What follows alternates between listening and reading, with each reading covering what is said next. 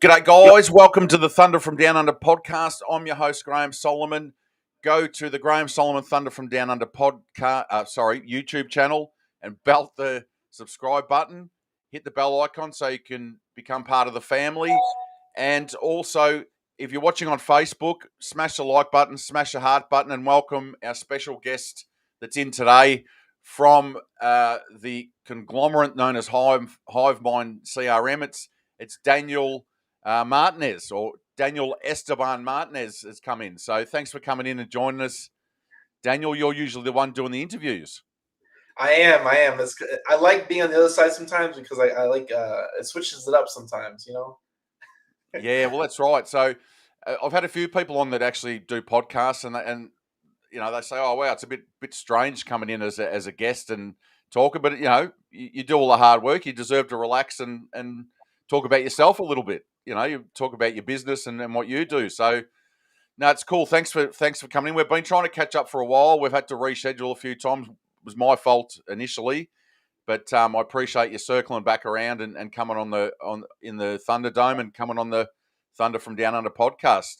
Now, what I usually do, Daniel, is I usually, just so the audience can get to know who you are and what you do, is I usually just get you to go sort of in your backstory and how you got into this crazy real estate space way back when, and then just go through your journey and how you got to the business that you're involved in now. And obviously you do some speaking, you do some podcasting, you do a heap of other things. So if you could just share your journey with the audience, that'd be great, just so they can get to know who Daniel is. Yeah, sure. So right now I'm 30 years old. I started entrepreneurship. I used to be a truck driver. I used to load trucks back in the day. I did a few sales jobs early on, but eventually pivoted into like the transportation industry and forklifting. Eventually got into truck driving when I moved to Atlanta. I knew I wanted to do entrepreneurship, but there's like no right time to do it. And when I found out my wife was pregnant, I was like, I have to do it now because there's no better time than the present. So that was about almost 5 years ago. So I worked my butt off for a whole year trying to make some money. Started a trucking business. My first business I started. I ran that for 2 years and wasn't really making as much money as I needed it to. So pivoted into real estate, and then now I do real estate software and data company. And we're starting a media company and a lead distribution company. So it's kind of turned into a lot of different things over the years. So you're sort of starting to expand it out now, because all these things sort of add on, don't they? They click onto each other once you get into it. When you started, Daniel, did you start with like wholesaling first, or what did you do first? Fix or flip or anything, or what? Yeah, so I started wholesaling first. So when I started learning about real estate in general, I'm a product of podcasting, which is why I try and contribute as much as I can on the front end. Right now, just because I'm a product of it. So I've kind of come full circle now, where I'm producing and releasing my own podcast. So when I used to truck drive, you have a lot of time on your hands, so that's why I used to listen to podcasts a Yeah, lot.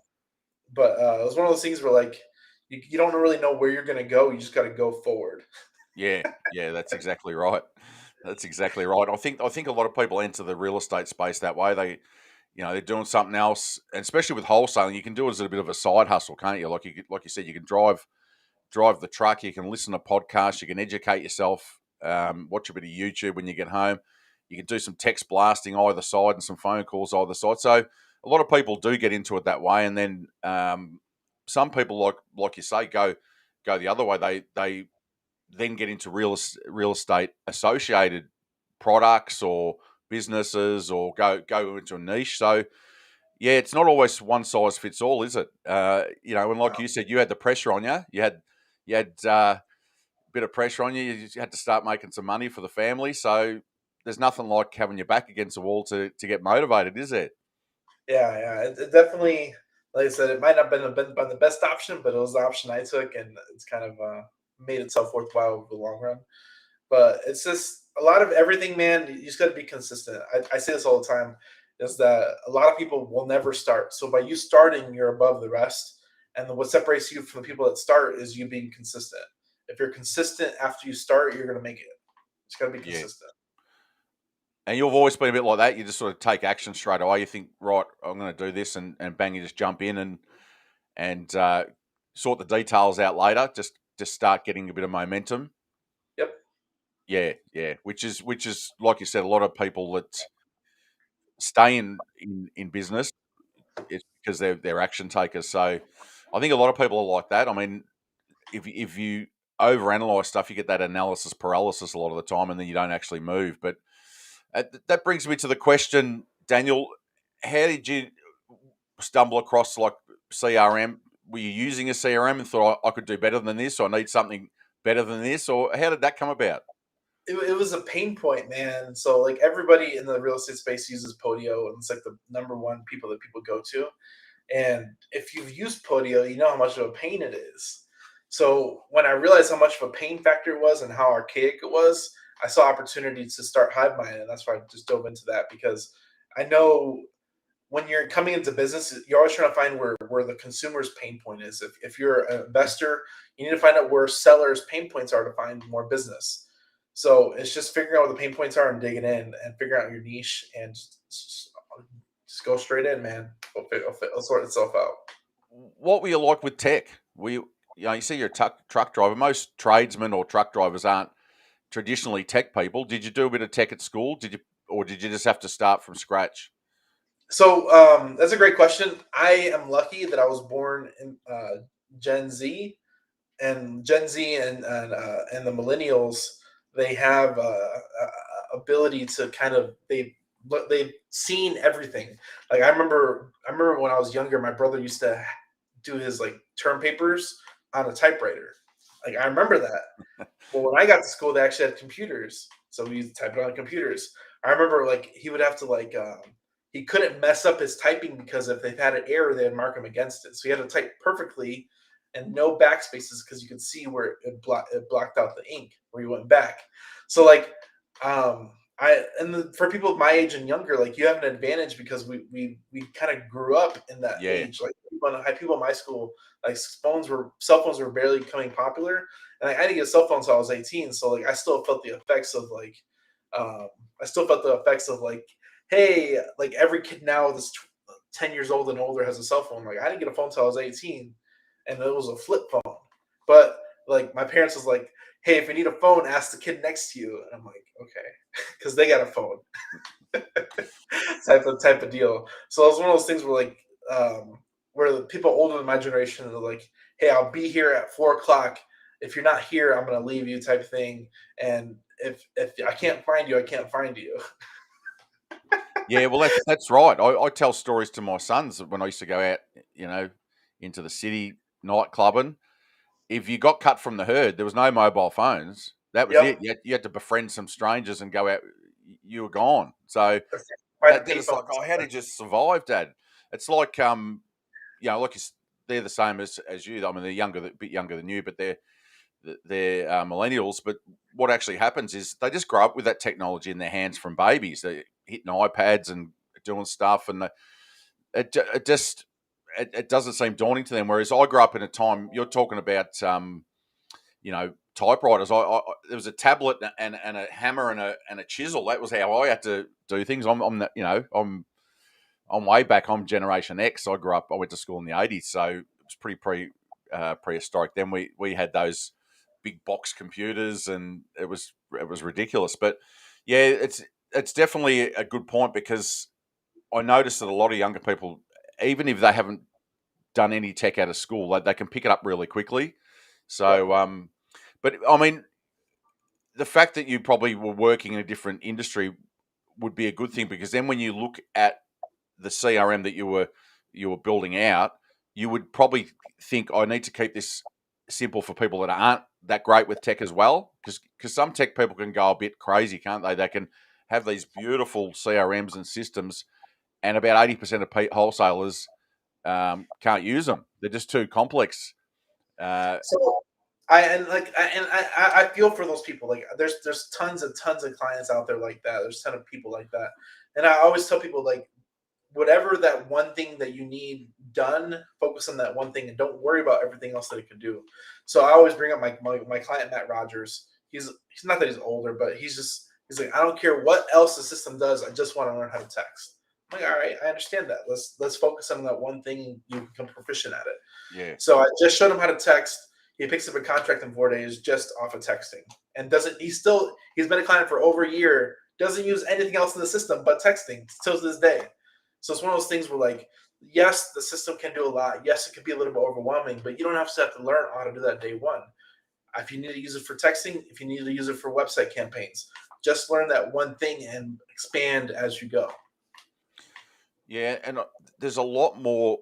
I don't know whether you guys train VAs or have VAs that know your system, but there's a lot of VAs and that now that have worked for a few real estate companies, so they seem to know a lot of the systems. They know a lot of the CRMs that are out there. They've used them before, and even if you know someone that's got a VA and you can sort of borrow them for a while to set some stuff up, that's another option too, isn't it? That's something else you can do. Is Yeah, so we have our team in place. Like, if you're like, hey, I don't even want to learn the system. I know it works well. Can you do it?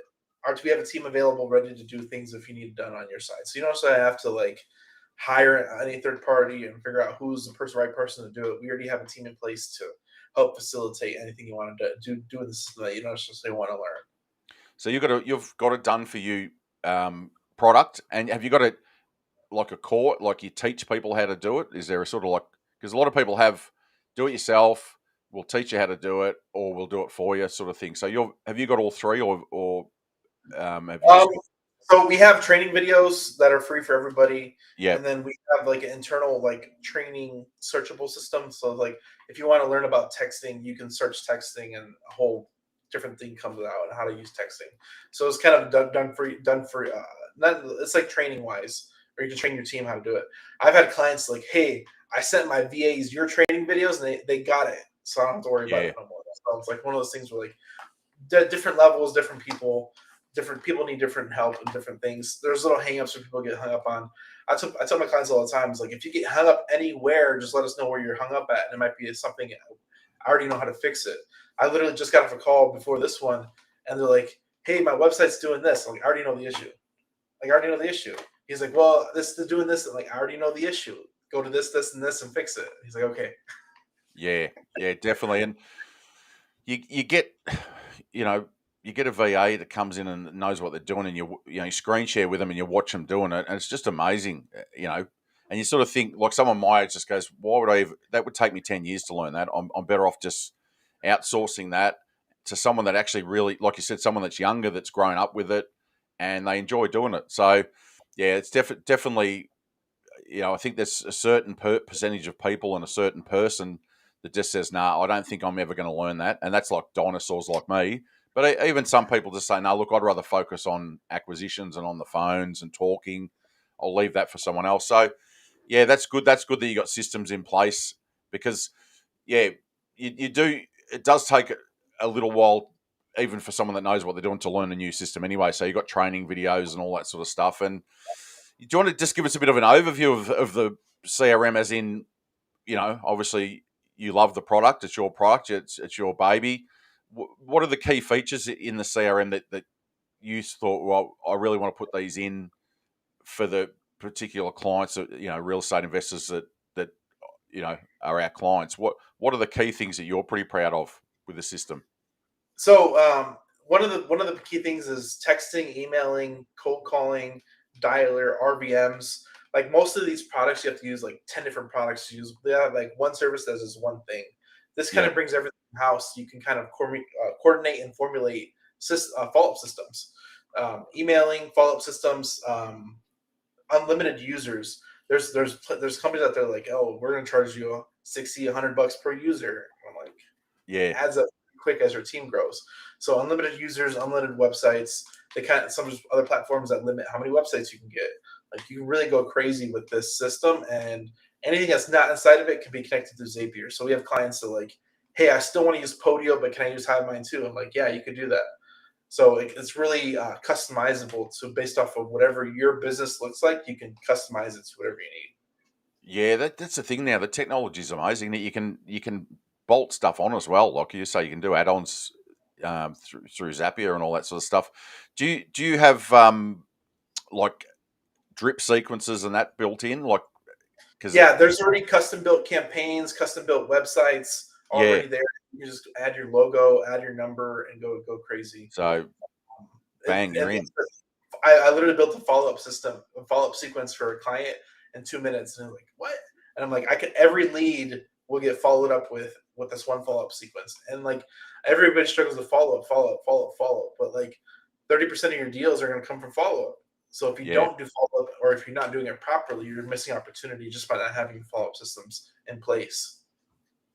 And the automation that you talk about, look at the front end too. Like if you have a lead come in, can you automate it that like an email goes out to them or a messenger message go? So that's all automated as well. So you've got a Yeah, yeah. couple.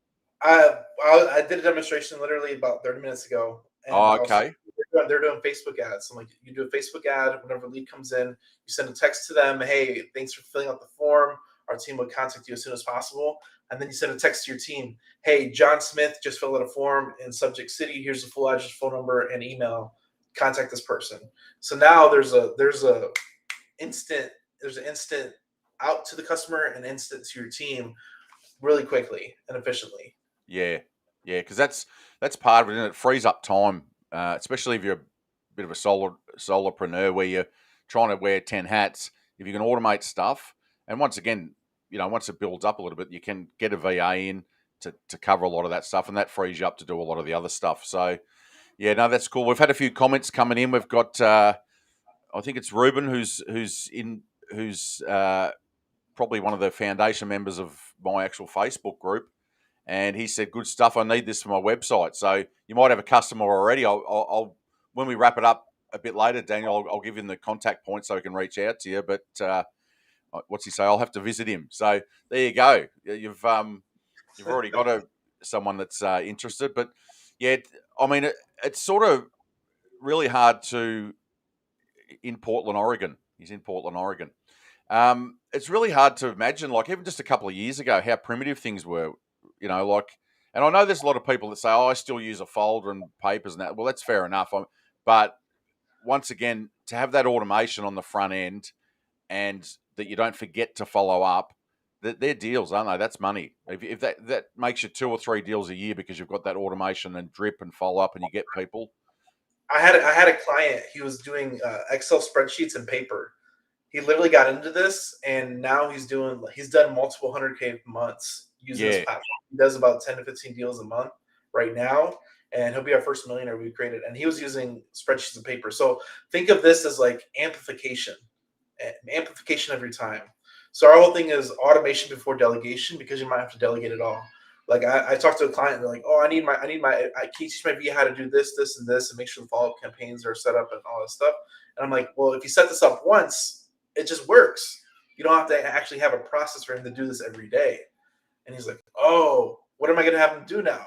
I'm like, "Well, you got to figure out what he needs to do based off of what the system can't do, yeah, and you got to fill the gaps." So a lot of this is like it can really limit, like if you have a bunch of VAs, it can limit one or two VAs of what they actually do, where it actually pushes them to do revenue generating activities versus just activities. yeah, 100%. And I mean, we all know from the other end when you fill out a landing page or you do something, all of a sudden the emails come in. Like I have a monthly mastermind. I get people to register so I can send them the Zoom link and that, and we do reminders right up because we're all busy. And if you haven't got automated stuff in place, people forget. I mean, sometimes people say, "Look, I had it all. I had it in my head, and then I got an email that morning and went, "Oh, I'd forgotten about that." So the automation is crucial, not just for your side of it, but for the other side. Like so that you. I mean, you think about a motivated seller; they're getting hit from all over the place. If you don't keep following up with them, you'll lose them. Someone else will get them. So yeah, it's very important, and the automation and systems and that is just gone through the roof at the moment. I wish I was a tech head because I can see the concept of it. And I get really excited, but then when I try and go in and do it, I struggle. So I've got to outsource all that now. But it is pretty exciting with what you can do because it frees up so much time. So yeah, I mean, you can also do social media and all that sort of stuff through it too. So all your leads come through, and you can have messenger, you can have all sorts of bolt-ons, can't you, with it? Yeah, so we integrate with Facebook and Instagram Messenger. So you can set up like auto replies and people reply to certain thing. We integrate with Google My Business. I literally had a client come over to my house, and he has a local like brick and mortar store, and all I did for him was set up his Google and Google My Business and like a simple website that goes directly to his shop. And he said he gets a lot of foot traffic just off having being on Google and Google My Business and the website. Simple Yeah, thing like that. yeah. And I haven't touched his account in like over a year. And I just set up that simple basic stuff and just let it go, and it still works. So now you've obviously you've built that up, and you know, like I said, you're doing all the bolt-ons. You're making it like a smooth machine that's just got everything. So I guess every time a client asks you for something, you build something else out, and it just gets better and better. The other thing you said, you're going to start doing list pulling in that, are you? You're going to start doing services attached like that, are you, as well? Yeah, I actually did that before I got into the CRM business. I've been Oh, so that's what you did first. that's what I did first. So I actually did real estate. Then I got into the list business, the list pulling and script tracing business, and then I got into the CRM. So Oh, okay. a lot of everything that we do is just like I don't force people to like. And there's other companies like you have to use my direct mail company because make money off of using direct mail. Yeah, you have to use this certain company to do this. I'm like, I don't care. Like, I provide it if you want it. If you don't want it and you want to go to another provider, I'm all for it. Whatever gets you success and makes you win, use it. Okay, so you do the list pull, you do the skip tracing, you got the CRM. Is there any other things you've got, you think you're going to add to that as you go? Like Yeah, you keep thinking, oh, we're launching a new program called the Hive Leads, HiveLeads.io. Essentially, it's going to be hot leads delivered instantly into your CRM or phone or whatever CRM we're using in general, whether you're using HiveMind or not. That whole thing is because texting is regulations changing in the U.S., so we're providing like an inbound model. So that's something we've been using for the last 3 years for our real estate business is inbound leads. So we're providing that as a service as well in the future. People that do video content, we're launching a media company, video editing service. Just because if you want to bring in, uh, bring in whatever you want to bring in people to educate them based on real estate, whatever we're trying to do. Like so, we're doing a lot of different things in the real estate business in general, but it all correlates into each other. yeah, it all works in with each other. So the I mean, obviously with the media, that's pretty cool. I mean, so if I come in and said, look, I want to do some videos and some marketing videos, you work with someone like me Yep. and get get it all happening, get it all scripted and filmed and edited and do all that sort of stuff, do you? So Yeah, it's more of like an editing piece. Like we can transcribe, we can edit your videos, we can create reels, all this stuff oh yeah, just to reach more social media outreach. So that's handy. I- well, I mean, it's not a necessity because we do it ourselves. Like half of my team is social media. I have a social media Yeah, manager in house, and I have two editors in house. So, like, man, if we're doing this for ourselves, we can offer this as a service as well because it's something that we're doing at a high level.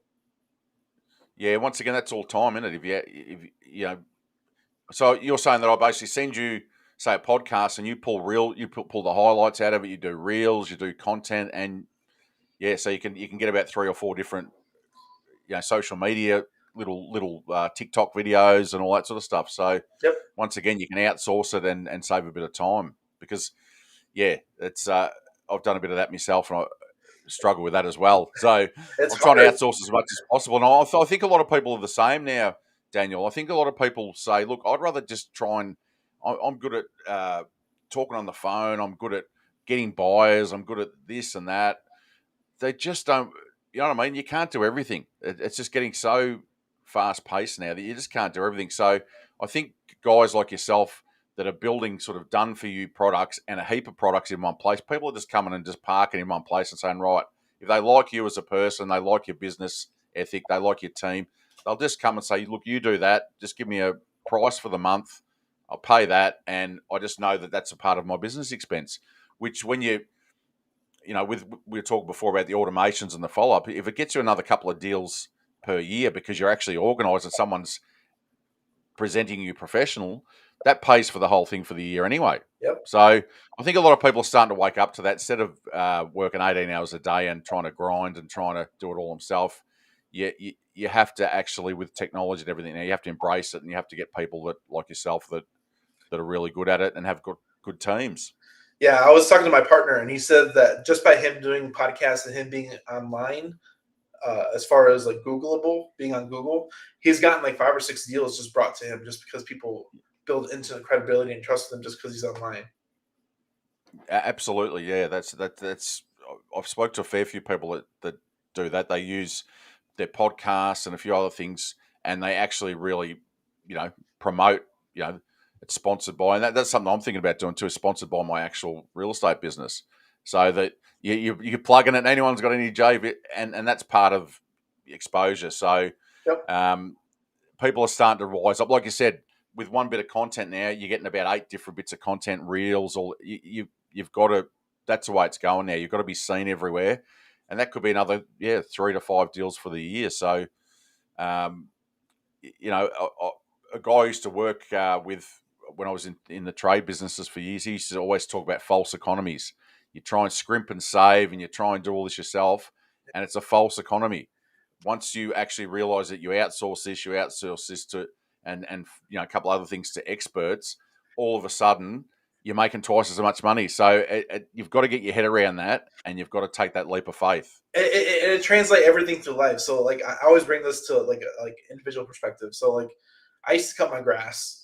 I used to cut my grass all the time, and it was something I did every 2 weeks. Cut the grass, cut the grass, cut the grass. And there was a point where like I don't want to cut the grass anymore. I can hire an expert that's going to make it look 10 times better than me because it's better equipment, and I'll do it in 20 minutes. Whereas me, it's going to take me an hour. So if I can Yep. pay him to do it in 20 minutes, I'd rather not do it. Yeah, absolutely, absolutely, and that, yeah, you've just got to outsource and make the most of your time, because your time, that hour, if you spend that hour, well, firstly, you probably, if you're at home, you'll spend it with the family, which is better. Yeah. But let's say you spend that an hour, and you did extra work, that could produce enough money to pay for him for 5 years. So you've got to think like that. Yeah, and that's what people are starting to wake up to now is, hey, I can't do all this myself, and I need to find the right people. So it's, once again, I mean, there's plenty, yourself, there's a lot of people coming out with CRMs, there's a lot of people coming out with all this, but you've got to find the right fit for you, don't you? You've got to find the right fit. And once you actually find the right fit, it's like any service, like you said, lawn mowing, tradesman, a good, realtor, someone else, they're your person.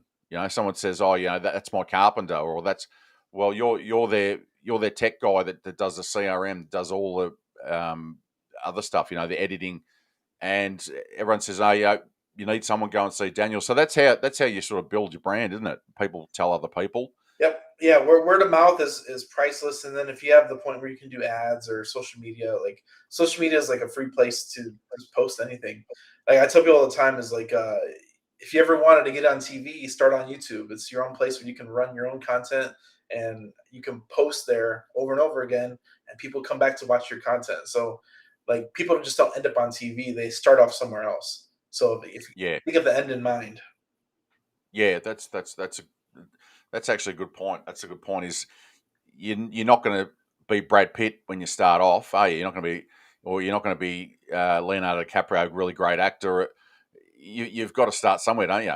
And yeah, I've seen guys that are great YouTube presences now, and you see a video of them when they first started off. Actually, I interviewed a guy, and he's in digital marketing, and he sent, and he's really well polished. He does public speaking, does all that stuff, and when we jumped off the interview, he said, "Oh, I was terrible. I keep this one video, my first ever, video that I did, and I show all my students, people that I mentor, and they just look and go, "Oh, wow, I think I can do this now." And he sent it to me, and it wasn't, like, it wasn't great, but it wasn't as bad as I thought it was going to be. But he said, you've got to start somewhere. Within a couple of years, all of a sudden, he's talking on stages, he's doing that stuff. So I think a lot of people forget that everyone starts off as a beginner, and you've just got to keep the faith, and you just got to keep practicing. But one thing I sort of want to back, and you talked about inbound leads. The ears pricked up when you said about inbound leads. Can you explain your system you got with that? I think a lot of people would like to hear that. Can you? There's different types of leads. Outbound, a lot of people do outbound. You got to pull the list, you got to target the list, you got to work the list, you got to follow up the list. It works. All these marketing techniques work, But for us and what our business, we like inbound. Inbound is somebody who already qualifies themselves to sell their property. Hey, and whether it's keyword research and they will hit your website. Hey, I have property at 123 Main Street. I want to sell it. Now you're no longer chasing that person. They're coming to you. So there's a lot of different forms of inbound leads that we like as a whole. So we like Facebook, we like YouTube, we like Google leads, just really come inbound. It doesn't even matter. Inbound is the way to go. So bandit signs, inbound lead. If you do anybody that's ever done bandit signs, like it's hit or miss, but they're inbound leads. You just answer the phone. Yeah. The worst Yeah. thing you can do with inbound leads is not answer the phone. So same thing with PPC. If you set up PPC and you don't answer the phone, you're wasting your money. So Yeah. I always advise people, if you're going to go into the inbound leads, make sure you answer the phone because people are going to start calling. Yeah. And if you're busy and you think you might not be able to get it, have one of those services that answers your phone for 4 or 5 hours a day. Yep. So yeah, definitely inbound is a lot more of a pleasant phone call than outbound cold calling. Yep. Yeah, I think it's the way to go. Did you say something about like text? Did you say text message inbound? Did I hear you say that, or was I? So text How does message. that work? So it's. I mean, there's a form. So like even like direct mail can be a form of inbound leads because you send out direct mail and you wait for them to respond. Same thing with texting. You can reach out and touch a lot of people through texting, and then it's just a matter of waiting for them to respond. So like it's outbound, but it's also inbound too because not everybody's going to respond. So Okay, it's like a so different yeah, version so, of inbound leads. yeah, But there's a lot of things that are like inbound, but it's just there's like true inbound leads is like Google PPC, yeah. Facebook ads, YouTube ads. All those are true inbound leads where they're qualifying themselves to fill out the form and then you just collect the information. Yeah, do you have a certain or certain text templates that are a little bit more not sort of like a lot of people text and say I want to buy your house. Do you have you learnt to craft ones that are a little bit more that they reach back out to you? Is there a certain system that you believe because you're in the business that if you are a little bit more subtle, then they'll come back to you if you keep them on a drip and do you know what I mean? Like Yeah, yeah, yeah. instead of saying, "Hey, how you go?" Like when you get to cold call, instead of trying to close someone on the first deal, you just break the ice and you find out a bit of information. You say, "All right, look, I'll give you a call back to." You know what I mean? Is there certain things that you've worked out with that? I have a client and this is his trick. He'll misspell words on purpose. And the reason why is because people have like the itch to correct people and he'll misspell words. Like a really like easy word, he'll just misspell it. And then people are like, "Oh, do you mean this?" And I'm like, "Yeah, yeah, I meant that. Do you have a property you want to sell?" That's actually it's funny. I remember I misspelt something and it goes out to 5,000 people, and a fair few people corrected me. A fair few people corrected me. I actually had a guy once, and I thought, "Wow, that's brilliant, mate." I text message, and he says, "Listen, I get these all the time.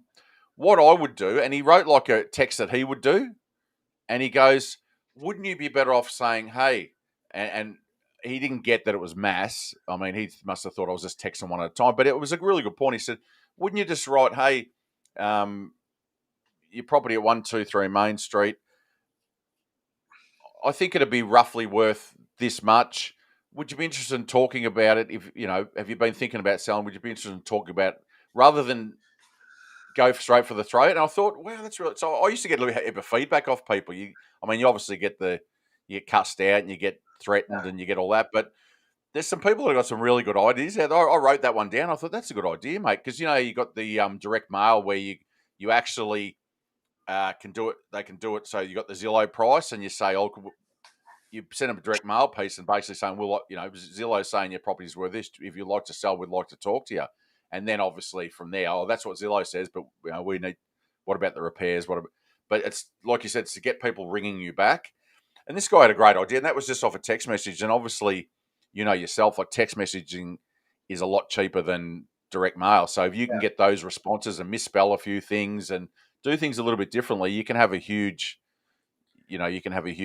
success rate. And I guess you see that with your clients. Like you said, you see, So the key is that it takes like 7 to 12 contacts to get a contract. So Yeah. if you're sending 7 direct mail pieces, it might cost you 60 cents a piece per person. Whereas if you do it through text, it might cost you a quarter. Yeah. What do you want to pay? The quarter or $6? Yeah.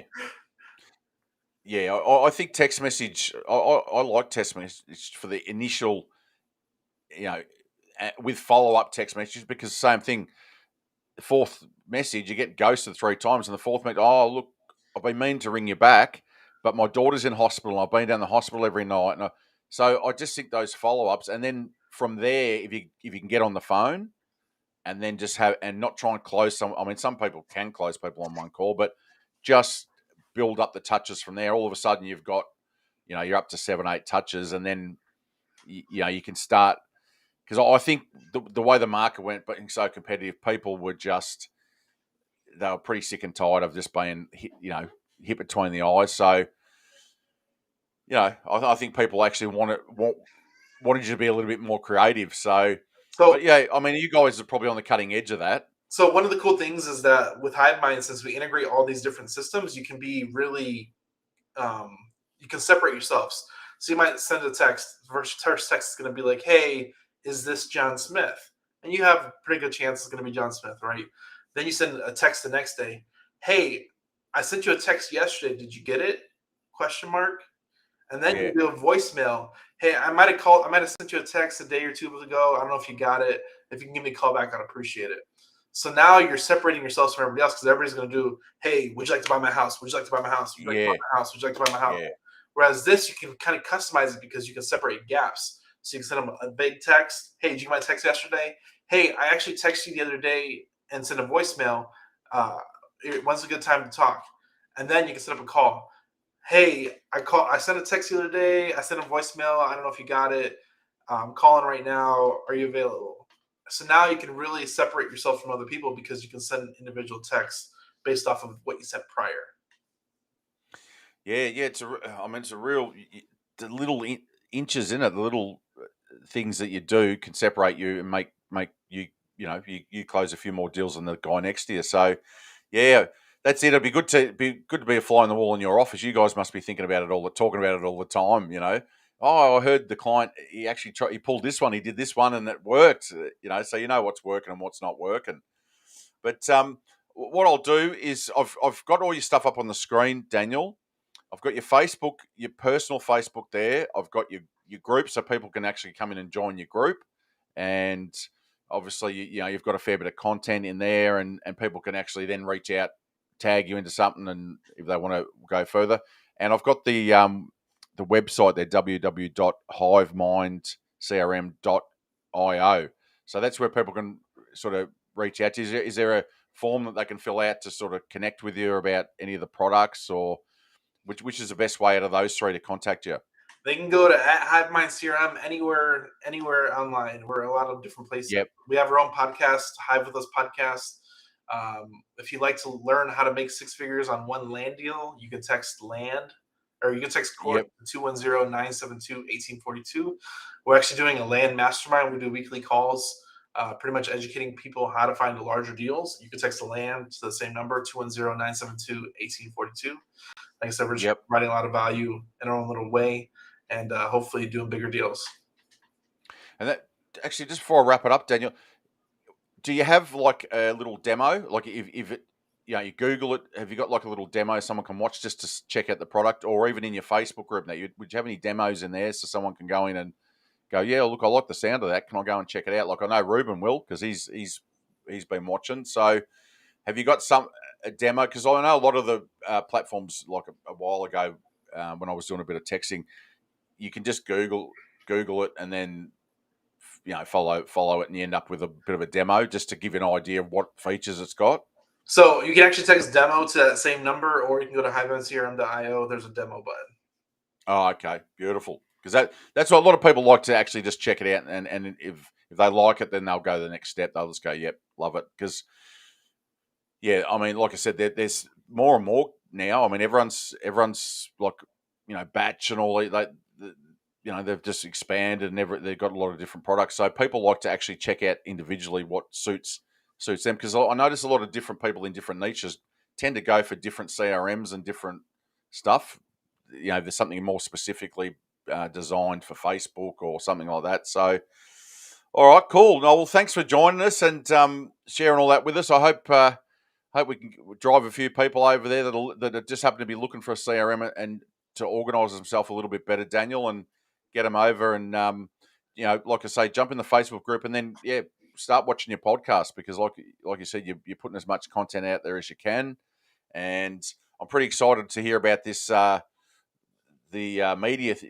So I can actually get someone to cut me videos and do me reels for me because I think it takes me 4 times longer than the average editor. You gotta focus on what you yeah. So no, that sounds good. Sounds like it's grown into you're covering a lot of bases now. So it sounds like you're doing really well. And thanks for coming on and sharing your time with us. I know you're pretty busy and you had a fair bit on today, but you've still come in and shown up and given us a few tips and tricks as well on some text messages and everything. So appreciate it, and all the best. Hope it all grows and expands. And I'm thinking, by the sounds of it, you'll probably end up having a complete done for you from start to finish system in about 2 years.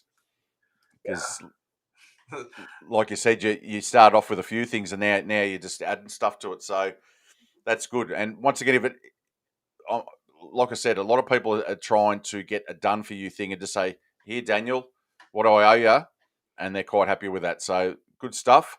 All right, mate, I'll let you go. And as I always say, thanks to Daniel Esteban Martinez, you guys have been thunderstruck. All right, guys, catch you later.